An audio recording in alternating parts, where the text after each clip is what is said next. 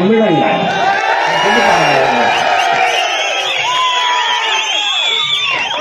நீ ஒண்ணு நல்லா உள்வாங்கிக்க ராஜா. நீ எந்த நாட்டுக்கு இந்த நிலத்தை விட்டு எந்த நாட்டுக்கு போனாலும் நீ தேவர் கிடையாது. எந்த நாட்டுக்கு போனாலும் நீ நாடார் கோனார் கிடையாது. எந்த நாட்டுக்கு போனாலும் நீ பிள்ளை முதல் கிடையாது. எந்த நாட்டுக்கு போனாலும் நீ இந்து இஸ்லாம் கிறிஸ்தவன் கிடையாது. இந்த நிலத்தை விட்டு நீ எந்த நாட்டுக்கு போனாலும் நீ தமிழ். அதுதான் உன் அடையாளம்.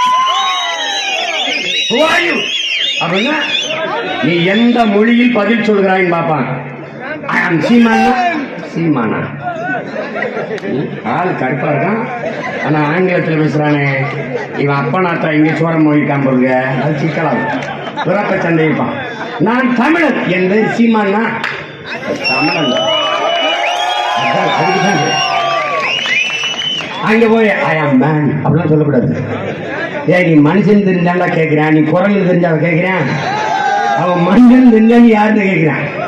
அங்க போய் ஐ ஆம் இந்து. ஒரு தடவை சொல்லி பாரு, அமெரிக்காவில் போய் ஹூவாரின்னு கேட்டா பக்கத்தில் இருக்க பைத்தியக்காரத்தில் சேர்த்து விடுவான். போடா மண்டு உள்ள போயிடுறாங்க. அதெல்லாம் உன் அடையாளம் அல்ல. மதம் மாறிக்கொள்ள கூடியது, மொழியும் இனமும் மாறிக்கொள்ள முடியாது.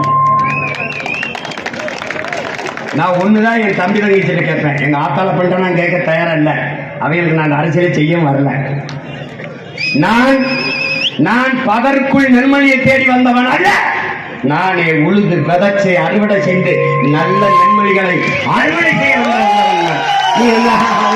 அவரை பற்றி என் தம்பி தங்கைகள் இன்னைக்கு என்னோட பாராளுமன்ற உறுப்பினர் அமைச்சர் அஞ்சாவது படிச்சுட்டு இருந்தான். வருவான் வருவான். நீ உன்னை நல்லா கவனிச்சுக்க. உன்னிடத்துல உரிமையோடும் உணர்வோடும் அண்ணன் கேட்கிறேன். நீ சாதி மதமா நிக்க போறியா, மொழி இனமா நிக்க போறியா?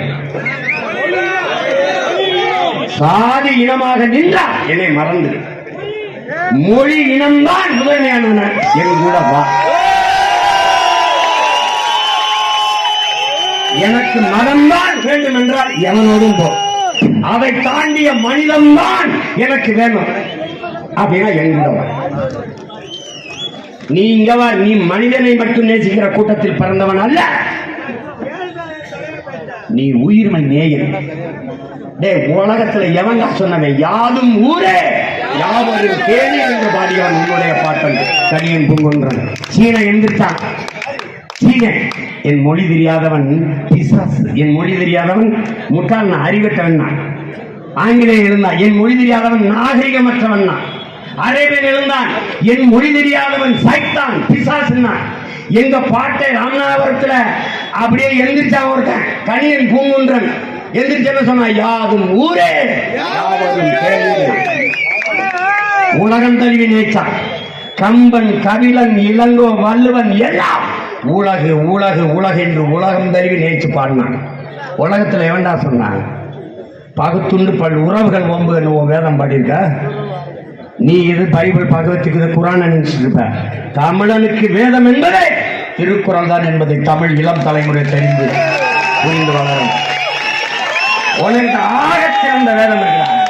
ஆகச்சிறந்த வேதம் உனக்கு உள்ள உன்கிட்ட இருக்கிறத விட அடுத்தவன் இருக்கிறது உயர்ந்ததுங்கிற எண்ணத்துல விழுந்துட்டாயா. உன் மொழியை விட உலகத்தில் சிறந்த மொழி கிடையாது.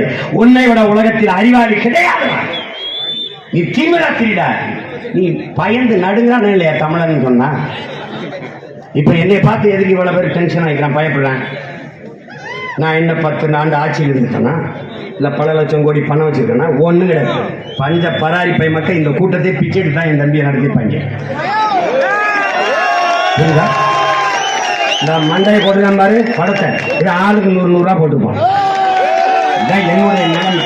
ஆனா என்னை பார்த்து ஏன் பயப்படணும்? இந்தியன் என்று சொல்லி ஏமாத்திட்டு இருந்தான், திராவிடன் என்று சொல்லி ஏமாத்திட்டு இருந்தான். இல்லை, நாங்கள் தமிழர்கள். என்னை பல்லன்னா கல்லன்னா நாடார்னா செட்டியார்னா கோனார்னா பிள்ளைனா முதலியார்னா உடையார்னா வண்ணார்னா நாவிகர்னா ஒண்ணு கிடையாது. தமிழன்டா அவன் செதறிட்டான்.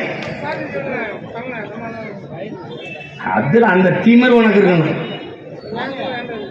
அடுத்த மொழியை கற்கிறதுல ஆர்வம் காட்டுறியே. என்னடா உன் அம்மாவோட அடுத்த எல்லாரையும் நீ அழகா தீர்த்து, உனக்கு உன் தாயை விட உலகத்தில் புனிதமானவன் எவ்வளவு கிடையாதுங்கிற தீவிரம். நீ ஏன் அடிக்கிற? குள்ளமா இருக்காரு அப்பா, முகமெல்லாம் அம்மா தழும்பு, குடிக்கிறாரு, இருக்கட்டும்டா, அவன் தாண்டா அவன் அப்பே. அடுத்த வீட்டுக்காரன் வெள்ளையா இருக்கான், கொஞ்சம் இங்கிலீஷ்லாம் பேசுறான், கொஞ்சம் உயரமா இருக்கான், அதனால அவன் அப்பேன்றியாடா? அது மானங்கிட்டது நம்மளா? நம்ம தான் நம்ம அப்ப என்ன இருந்தாலும் பெத்தவன் தான் அப்பனா இருக்கணும். என் அன்பு தம்பிதங்கையிலே உனக்கு ஒரு கோட்பாடு இருக்கணும்.